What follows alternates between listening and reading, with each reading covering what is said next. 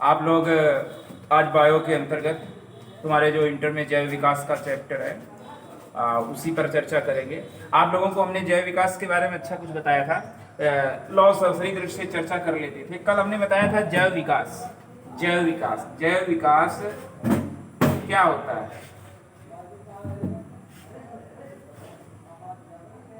जैव विकास, जैव विकास के बारे में हमने क्या बताया था? जैव माने जीव। जीव, जैव विकास में आप ये पढ़ेंगे कि जीवों का विकास, जैव विकास जो है जीवों का विकास कैसे हुआ, जीवों का विकास कैसे हुआ, इसके अंतर्गत आप पढ़ेंगे जीवों का विकास, जीवों का विकास। अब जीवों का विकास पढ़ने से पहले, जीवों का विकास पढ़ने से पहले हमको दो चार बातें जाननी होंगी। क्या जानना होगा? जैसे हमें जानना होगा समजात अंग किसे कहते हैं। क्या जानना होगा? समजात अंग,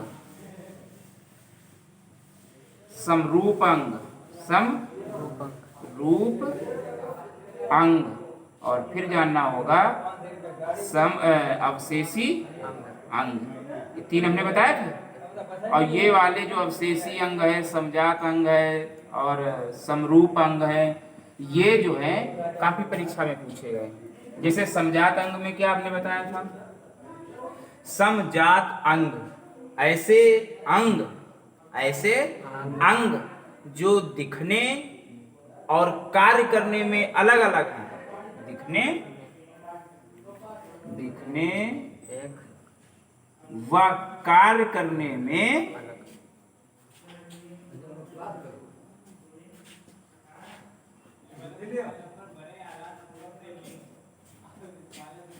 अलग हैं, लेकिन कार्य करने में अलग हैं, लेकिन रचना और गूढ़ता में, रचना और गूढ़ता में एक है। रचना एवं गूढ़ता में एक। तो इन ऐसे अंगों को क्या कहते हैं? समजात अंग कहते हैं। क्या कहते हैं? समजात अंग। अब जैसे कौन होता है? जैसे सील मछली का फ्लीपर, सील मछली का फ्लीपर, घोड़े की अगली टांग,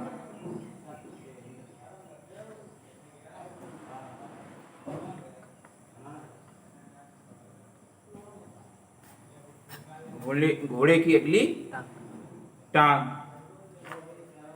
चमगादड़ के पंख,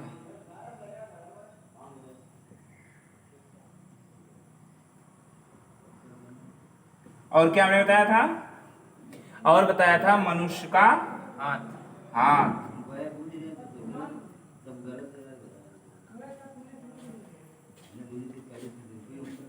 अब ये देखने में जितने भी हैं आपको, जैसे मान लिया मछली का फ्लीपर देखें जिससे तैरती नहीं है, उसको देखो कैसा होता है। फिर घोड़े की अगली टांग देखो कैसी है, होती है डिफरेंट की नहीं।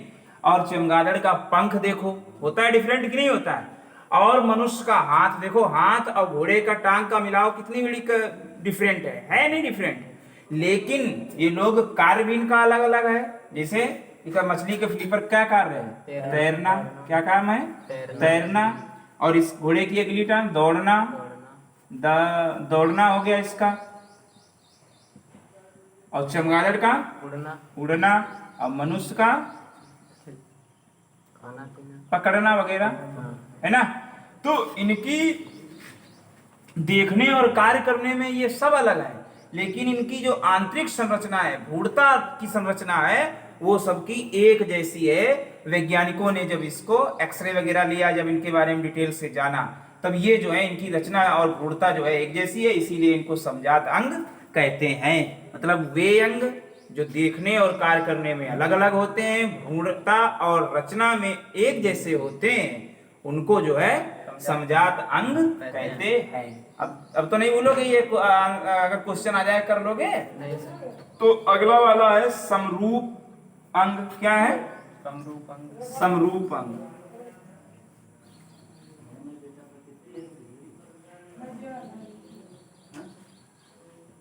समरूप अंग में क्या होता है?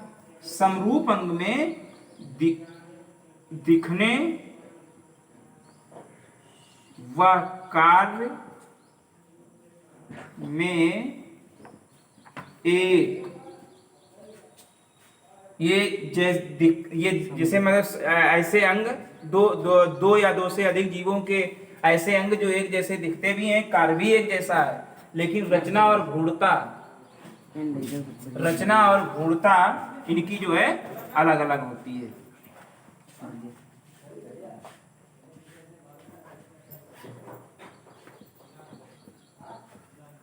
रचना और गूढ़ता, जैसे इसमें क्या करोगे, जैसे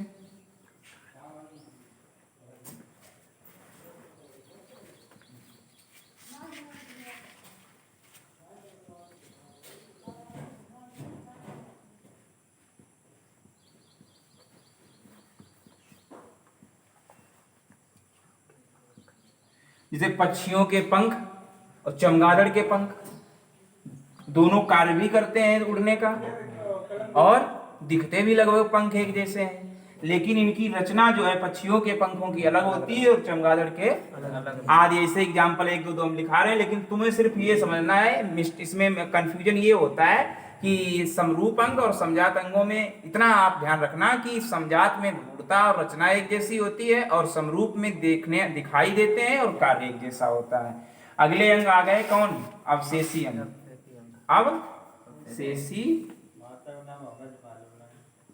अवशेषी अंग,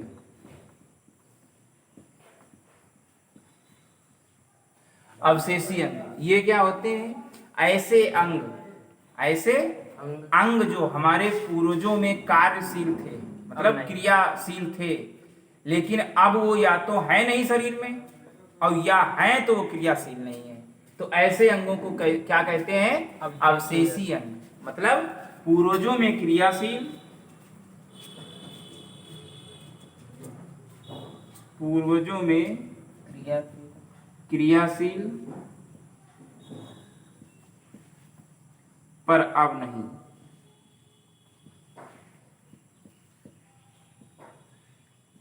ठीक, अब ऐसे अंगों में जैसे मनुष्य में अवशेषी अंग, जैसे हमने कल बताया था, क्या बताया था, कर्णपल्लिका, कर्णपल्लिका बाल बताए थे, और क्या बताया था, वर्मीफॉर्म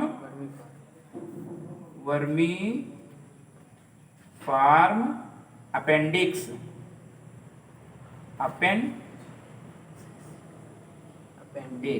ठीक है।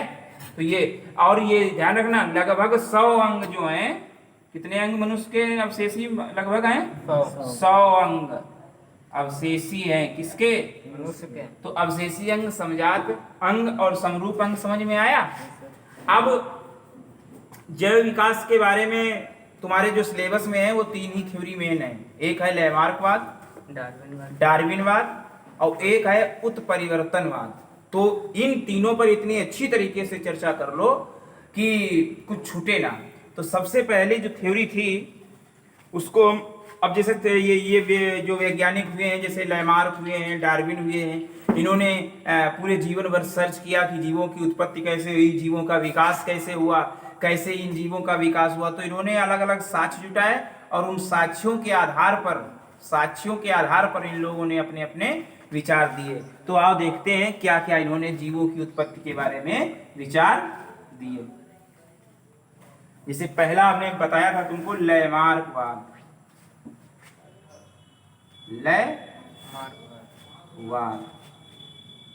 अब सिद्धांत ये दिया किसने, लैमार्कवाद। पूरा नाम बताओ लैमार्क का। जेबी लैमार्क। अच्छा, इनका जन्म कब हुआ था, मृत्यु जन्म 1809 में नहीं, 1809 में तो इन्होंने थ्योरी दी थी। 1744 से 1800 कुछ होगा, इसमें देखो, पढ़ते नहीं हो।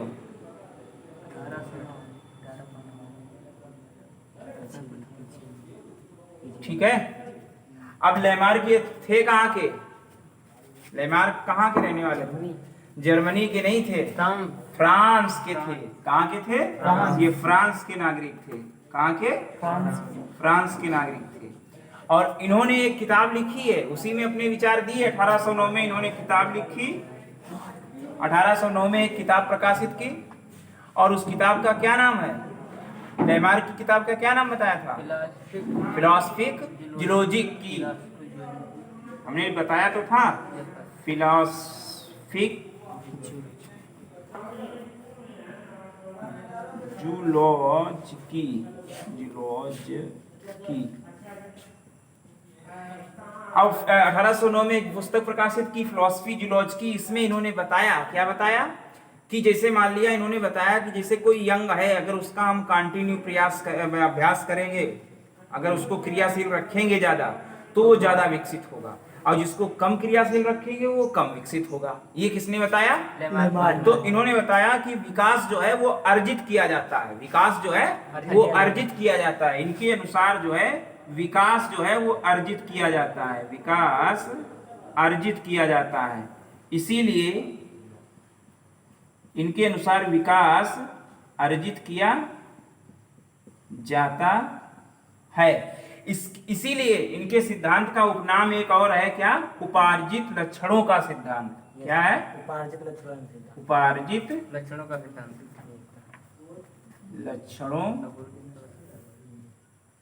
लक्षणों का सिद्धांत। बोलो, समझ में आ रहा है कि नहीं?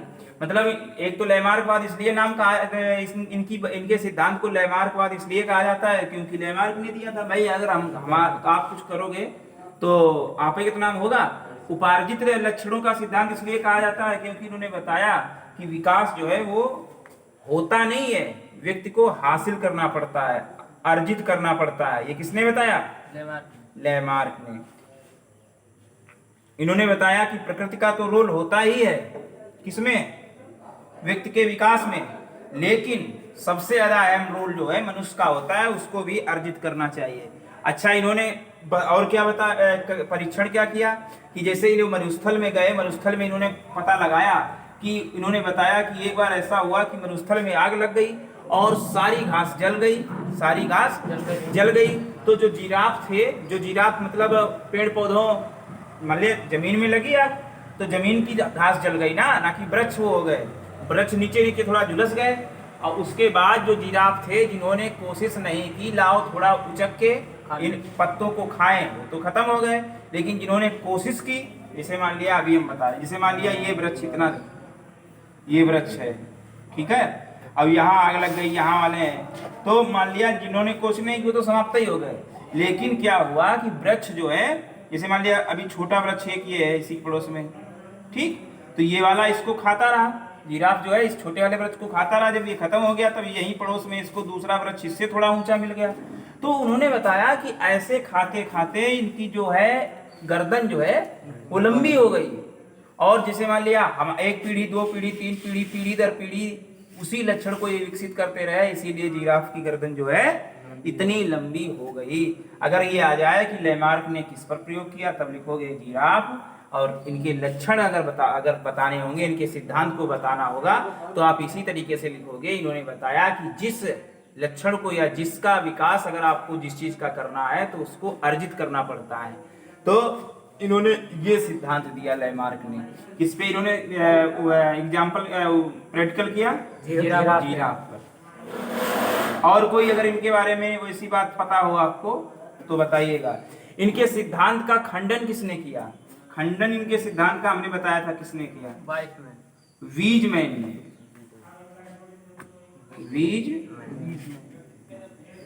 वीजमैन ने। और वीजमैन ने क्या प्रयोग किया? चूहों पर प्रयोग किया। किस पर? चूहों पर। ये भी आ जाता है वीजमैन ने किन पर प्रयोग करते। इन्होंने बताया था कि जैसे अगर कोई एक आपका अंग है, उसको आप निश्चित विकसित कीजिएगा तो वो अगली पीढ़ी में स्वतः विकसित हो जाएगा। लेकिन इन्होंने चूहों की 40 पीढ़ी तक पूंछ काटी, मतलब पूंछ काटते गए।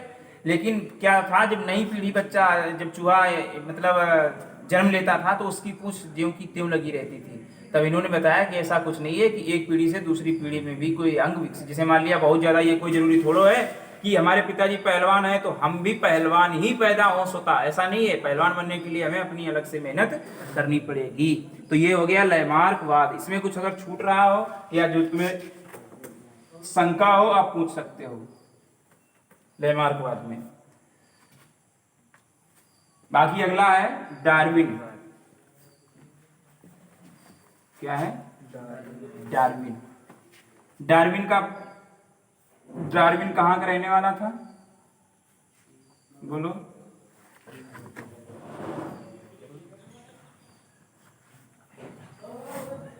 ब्रिटेन। अच्छा, इसमें डार्विन का तुम्हें जन्म पता है?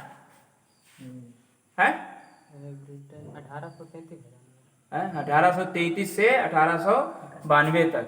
31 नहीं, 1831 दिया है तुम्हारी बुक में। 1833 से 1892 तक। वो तो समुद्री है। तो 18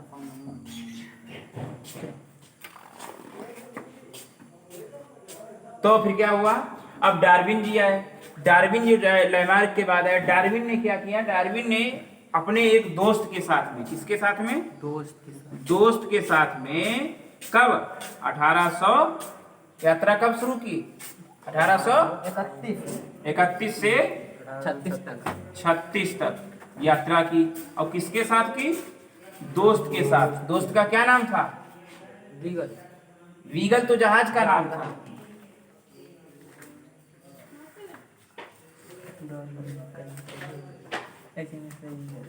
बीगल। दोस्त का नाम था हैक्सल।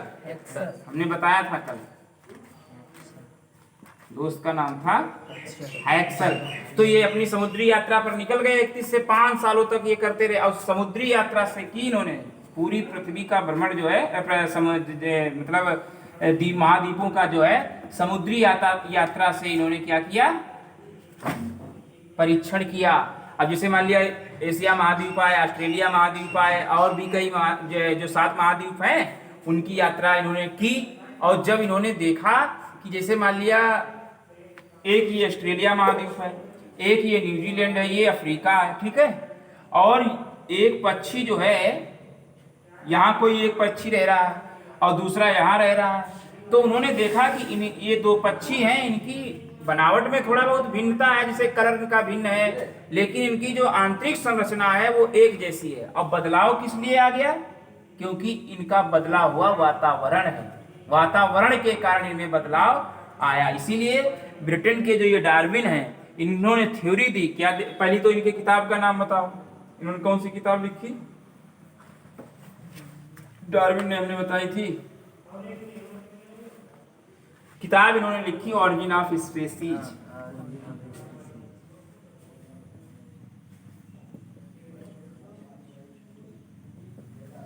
ठीक। अब इन्होंने थ्योरी जो दी वो दी प्राकृतिक चयनवाद।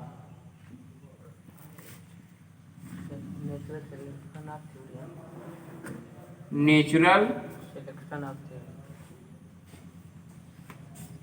Selection theory. अब इससे यार समझे, इन्होंने बताया कि प्रकृति जिसको रखना चाहेगी वही इस संसार में रहेगा। जैसे उन्होंने बताया कि जो पक्षी ये जो हैं अलग भिन्नता इसमें है, तो ये प्रकृति के वातावरण के हिसाब से है। तो जाहिर सी बात है प्रकृति जिसको जैसा रखना चाहेगी, मतलब प्रकृति ही ये सिलेक्शन करेगी, चयन करेगी किसको रखना है किसको नहीं। मतलब लैमार्क ने व्यक्ति को महत्व दिया था, डार्विन ने प्रकृति को महत्व दिया। लैमार्क ये कहते थे व्यक्ति के पास अगर कठिनाई है लेकिन वो अपना विकास करे तो कर सकता है। डार्विन ये कहते हैं कि व्यक्ति कुछ नहीं कर सकता है, पूरा पूरा फोकस जो है वातावरण का होता है। यही इनका सबसे बड़ा अपवाद है। अच्छा, अब तुम्हारा एक सिद्धांत और बचा इस जैव विकास में जो आता है परीक्षा में और नहीं आता है। एक सिद्धांत आता है उत्परिवर्तन का सिद्धांत।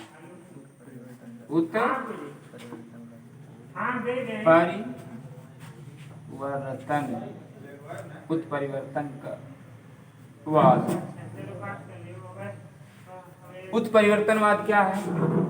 जैसे मान लिया कोई एक पीढ़ी है और वो पीढ़ी है, मतलब अब अगली पीढ़ी उसकी एकदम उससे डिफरेंट।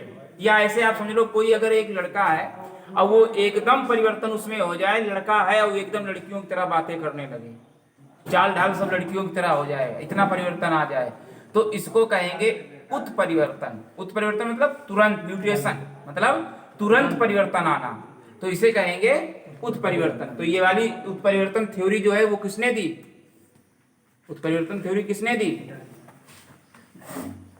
बताओ बेटा, उत्परिवर्तनवाद थ्योरी किसने दी? Hugo de Vries. पढ़ते अड़ते कुछ नहीं हो। Hugo de Vries. अच्छा, ह्यूगो डी व्रीज ने बताया कि जब व्यक्ति में अचानक परिवर्तन होता है तो उसको उत्परिवर्तनवाद कहते हैं।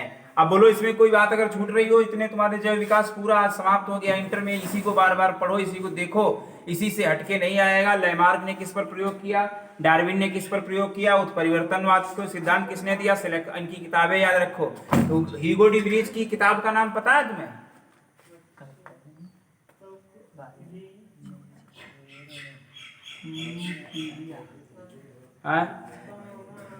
बता।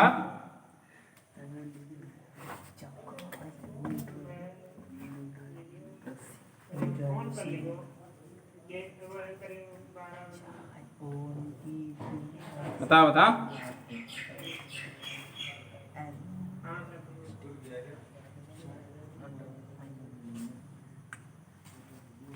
नहीं है तो म्यूटेशन ऑफ स्पीच होती है।